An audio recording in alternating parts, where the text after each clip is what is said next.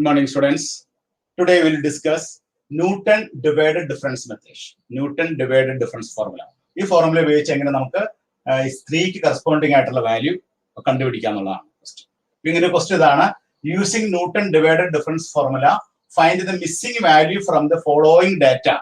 Data എന്നിരിക്കുന്നത് x ന്റെ value 1, 2, 3, 4, 5, 6.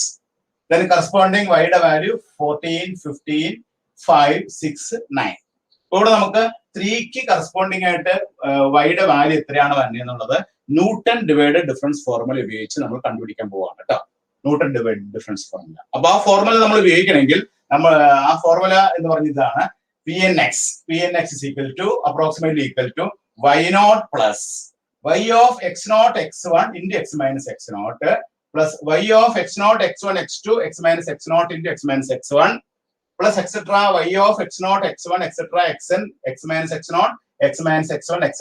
x minus xn minus 1. ഇതാണ് formula.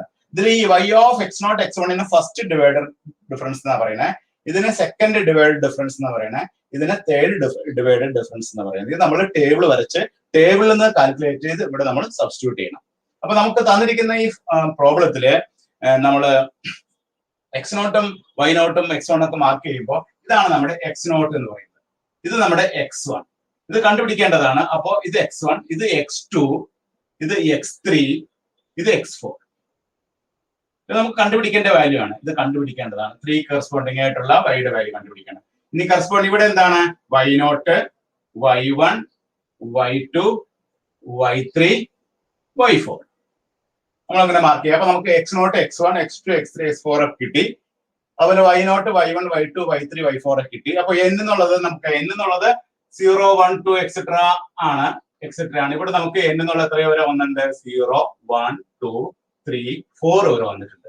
4 വരെ വന്നിട്ടുണ്ട്. അപ്പൊ നമുക്ക് ഇവിടെ കണ്ടുപിടിക്കേണ്ടത് എന്താണ്? P43 ആണ് കണ്ടുപിടിക്കേണ്ടത്. P43 കണ്ടുപിടിക്കണം. P43 കണ്ടുപിടിക്കണമെങ്കിൽ നമ്മുടെ ഫോർമുല നമുക്ക് ഫോർമുല എഴുതാം. ഫോർമുല എഴുതുമ്പോൾ നമുക്ക് കിട്ടുന്ന ഫോർമുല ഇതാണ്. y0 പ്ലസ് ആദ്യത്തെ term y0 plus y of x0 x1 x minus x0 plus y of x0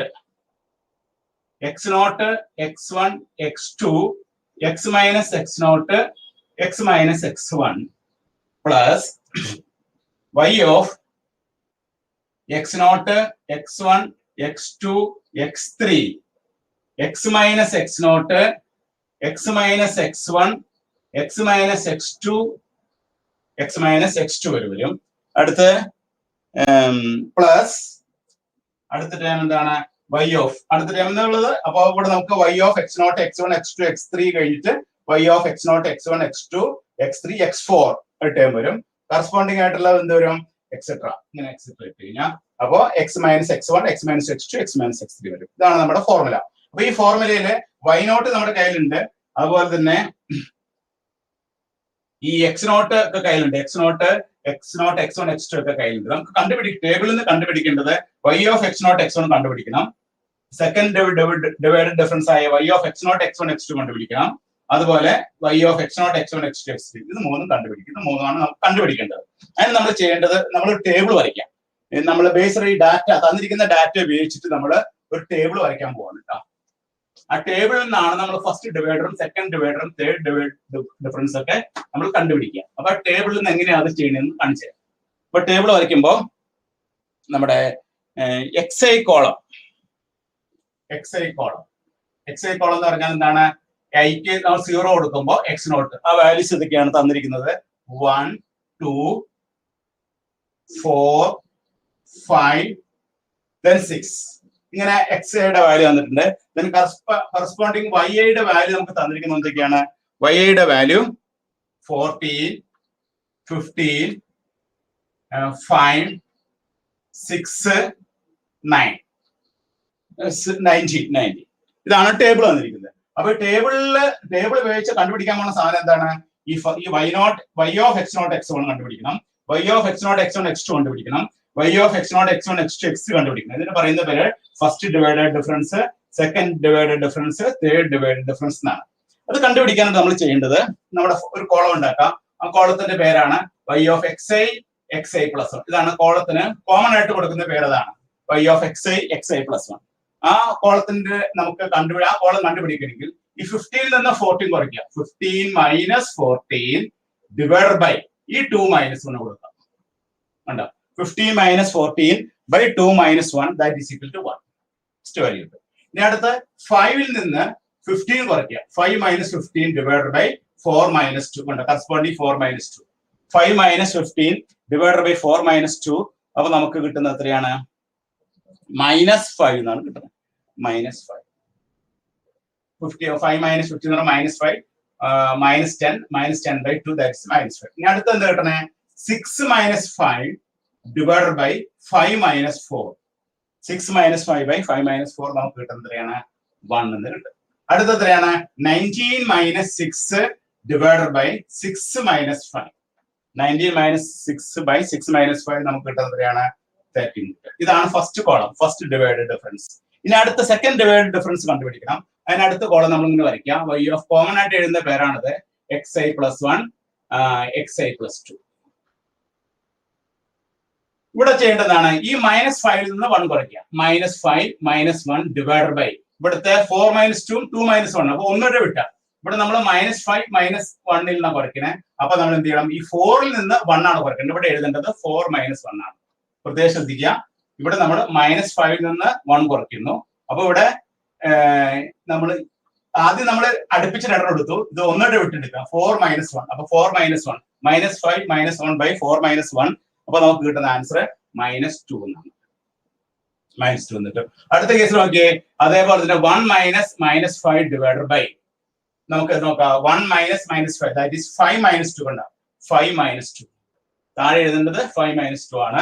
1 - -5 by 5 - 2 എന്ന് പറഞ്ഞാൽ കിട്ടുന്ന ആൻസർ എത്രയാണ്? 2 എന്ന് കിട്ടും. പിന്നെ അടുത്ത എന്താണ്? 13 - 1 ഡിവൈഡഡ് ബൈ 6 - 4. അപ്പൊ നമുക്ക് 13 - 4 by 6 - 4 വരുമ്പോ നമുക്ക് കിട്ടുന്ന വാല്യൂ 6 ആണ്. കണ്ടോ ഇവിടെ 13 - 1 എന്ന് പറയുമ്പോൾ 1 വിട്ട് 6 4 എടുക്കുന്നു. ഫസ്റ്റ് കേസിൽ നമ്മൾ 1002 ഒരുമിച്ചെടുത്ത് പിന്നെ 1 എടുത്ത് 6 - 4 അപ്പൊ 6 കിട്ടി. അപ്പൊ രണ്ടാമത്തെ ഇതാണ് സെക്കൻഡ് ഡിവൈഡ് ഡിഫറൻസ്. ഇനി മൂന്നാമത്തെ ഡിവൈഡ് ഡിഫറൻസ് കാണണം. xi plus 1 xi plus 2 xi plus 1 xi plus 2 xi plus 3. അതിൽ നമ്മൾ തേർഡ് ഡിവൈഡഡ് ഡിഫറൻസ് എഴുതാൻ മതി ഫോർമുലയിൽ കേട്ടോ. അപ്പൊ അങ്ങനെ എഴുതുമ്പോൾ നോക്കേ 2 - -2 ഡിവൈഡഡ് ബൈ 5 അപ്പൊ ഇവിടെ 2 - -2 അപ്പൊ നമ്മൾ എന്ത് ചെയ്യണം? ഈ 5ഉം -1 ഇവിടെ എന്ത് എഴുതണ്ടേ? 5 - 1 അപ്പൊ നമുക്ക് എത്ര കിട്ടും നോക്കിയേ? 2 - -2 by 5 - 1 എന്ന് പറഞ്ഞാൽ നമുക്ക് കിട്ടുന്നത് 1 ആണ്. അടുത്ത 6 - 2 കണ്ടോ 6 - 2 ഡിവൈഡഡ് ബൈ ഈ 6 കിട്ടു. അപ്പൊ നമുക്ക് നോക്കാം 6 - 2 6 - 2 by 6 - 2 നമുക്ക് കിട്ടുന്നത് 1 ആണ്. ഇനി അടുത്തൊരു കോളം ഉണ്ട്. ഫോർത്ത് കോളാണ്. ഞാൻ ഇവിടെ എഴുതാൻ സ്ഥലത്തുകൊണ്ട് ഫോർത്ത് ഡിവൈഡ് ഡിഫറൻസ് എന്ന് എഴുതുന്നു. അതിന്റെ ആൻസർ എത്രയാണ്? 1 - 1 divided by first column first value last value 6 - 1. അപ്പൊ എന്താണ് ആൻസർ കിട്ടുന്നത്? 0.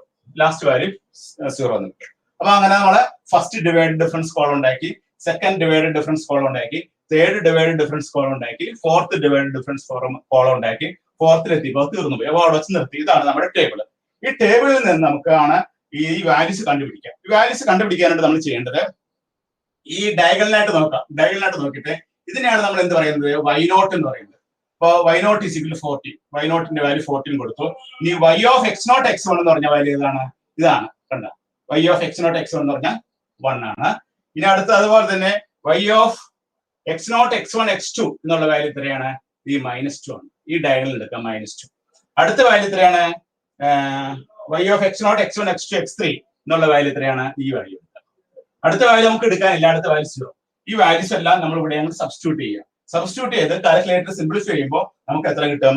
P43യുടെ വാല്യൂ നമുക്ക് ഈ പ്രോബ്ലത്തിൽ കിട്ടുന്നത് 10 എന്നാണ് കിട്ടുന്നത്. 10 നമുക്ക് കിട്ടുന്ന വാല്യൂ 10 എന്നുള്ള വാല്യൂ കിട്ടും. അപ്പൊ അടുത്ത സ്റ്റെപ്പിൽ ഇത്രേ ഉള്ളൂ. y0ന്റെ വാല്യൂ നമുക്ക് അറിയാം. y1ന്റെ വാല്യൂ y0ന്റെ വാല്യൂ അറിയാം.